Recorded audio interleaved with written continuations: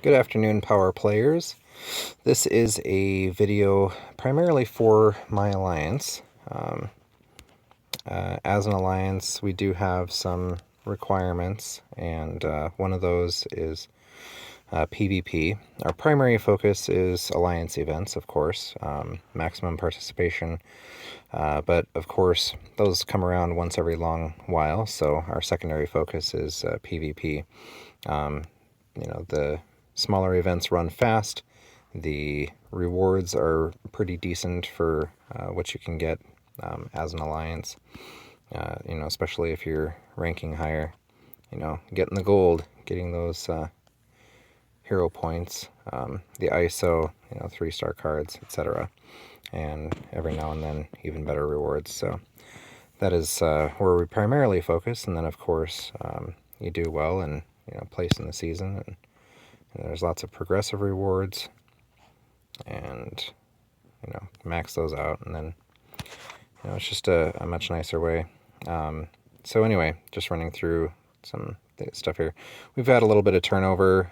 We've got some non-participants that we're going to have to kick, but that's not the point of this. The point of this video is just to go over a little bit some tips and tricks with PvP, with a minimum score per PvP event. We do have some players who should be able to meet the mark that aren't, and we definitely don't want to just be running through people. We'd rather have quality people who communicate, who are active, who try, and so anything we can do to help them along is we'll do it. So this here, just a quick little video to give some tips, tricks, and hints. So when it comes to a PvP round, basically there are two different ways to go at it. One is either to rank really high in the hopes of getting personal rewards. And, so like this one here, you're looking at a couple of cards, 3-star Black Widow Gray Suit. She's pretty cool. Now myself, I have all 3 stars championed. So, it's just frosting for me when I get those. So for me, where the real rubber meets the road is getting the high points, for the 4-star card and the command points. So some ways to achieve that. Now, if you are somebody who is going for a high rank in the PvP round, then ideally you want to be in a bracket that is not highly populated. And I'll show you here. So my bracket, this one ends at 11 a.m. Central Standard Time. And then if you go to player rank and you take a look, there's only 9 hours left on this. And this is as high as the points have gone so far. Not too great for, if I'm looking to gain a lot of points. But if I'm looking to rank really high, this is good. Because it still has a very low threshold for points. Now, what that means, some things about that. We've had players that complain a lot because, they're trying to gain points, they're trying to gain rank, and they keep getting knocked down. Well, some things to keep in mind. One, if you are in a bracket with a lot of players, a lot of people who are scoring, then it's going to be easier to get points, but not rank. Likewise, like I just showed you, if you have a bracket, time slot, but then also it depends on when people actually get into, slot their time, and what their levels are as far as which bracket they're in. So if you get into a bracket that's not highly populated, then it's easier to gain rank for those rewards. Now, regardless of whether you are going for points, which is the focus of our alliance, or whether you're going for the personal gain with the ranking, regardless of which one you do, there are a lot of choices that you can make that can help you with that. One is the time slot.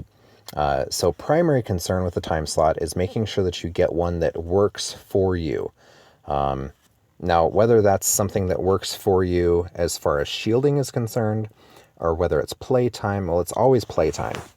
You want to take that's your primary consideration, is when you are able to play, when you would actually be able to get those points in. But then the shielding gives an additional buffer to that, so, say if you are going for high points, then you want to be in a bracket that ends at, 5 p.m., 10 p.m., 11 p.m., something like that. Somewhere in those evening times are very highly populated. They have a lot of very active players. And that point threshold that I was showing you earlier is going to be a lot higher. So we come here, player rank, top rank. This point threshold is going to be a lot higher. And now for you personally getting points, that's good. You want to be in something that is highly competitive and highly populated to get points. And I'll get into a little bit more of that in just a second here. And so you want to choose one of those time brackets, 5 p.m. to 11 p.m., somewhere in there, where it's going to be more populated so that you have more people playing and more people pushing for those points. And then you can utilize a shield to bridge that time gap of when it ends and when you are actually able to get your points in. Now, if you are actually shooting for, like the 1,000 points or 1,300 or somewhere in there, then you're going to probably have to use a couple of shields just to help out. So a lot of it depends on where the threshold is, where that top threshold, look at your top 10, figure out what threshold you're working with, so this one is a very low threshold, so for me to make, our alliance minimum is 450. In order for me to make that, I'm actually going to be in that top bracket really close to it. With 9 hours, that point threshold is not going to move up very much. There aren't going to be a ton of people who are going to be in that upper bracket, 500 plus. So it's going to be a little bit of a harder push for me to, get the points and be up there. I'm definitely going to have to shield. Now, as you can see right now, I have 101 points in the event, and I'm rank 320. Now, how many points you are worth, so like if I tap on somebody, this person who is worth 34 points for me, what that point value means is that this person that I'm going to fight is also sitting right around, possibly below my point value. So they are also somebody who is sitting in that 100 or less point value for this event. As you're looking through other players.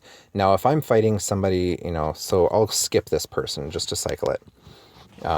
So this person with 51 points, Kingo Chennai, they probably are sitting between rank 100 and, rank, say, 60, somewhere in that area.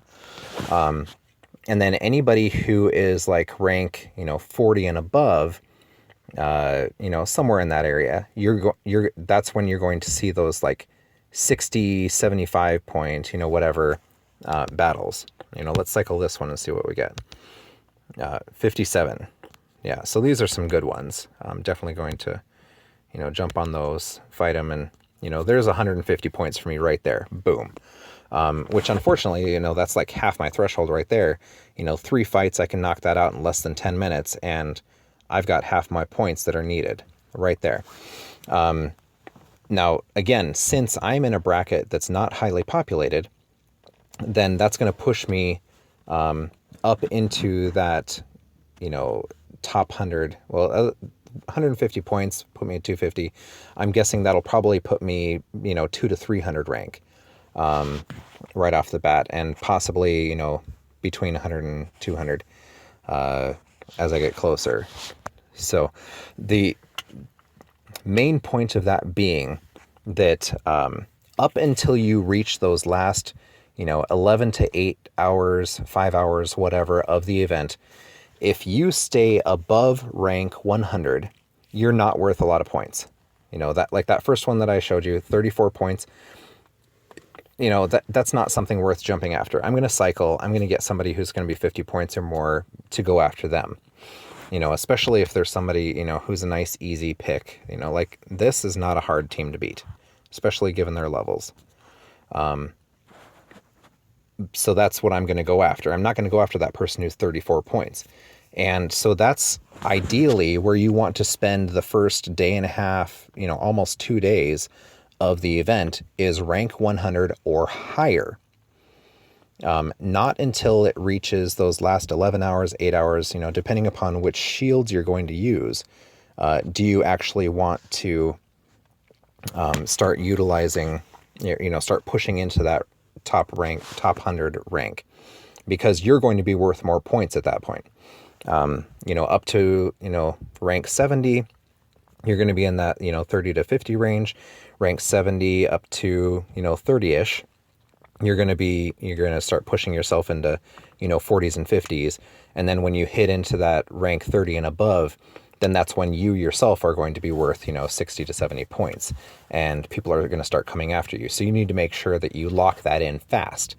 You know, with a heavier populated group, you know, that's not going to happen until you're sitting with like 800, you know, 900 points, which is super sweet.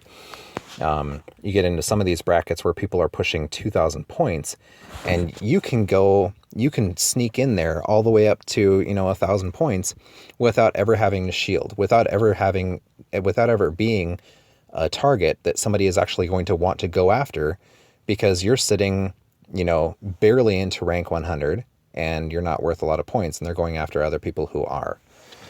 You know, so just stay out of the rank 100 until you are towards the end of it. And then once you are in the end of it, just make sure to keep an eye on the time.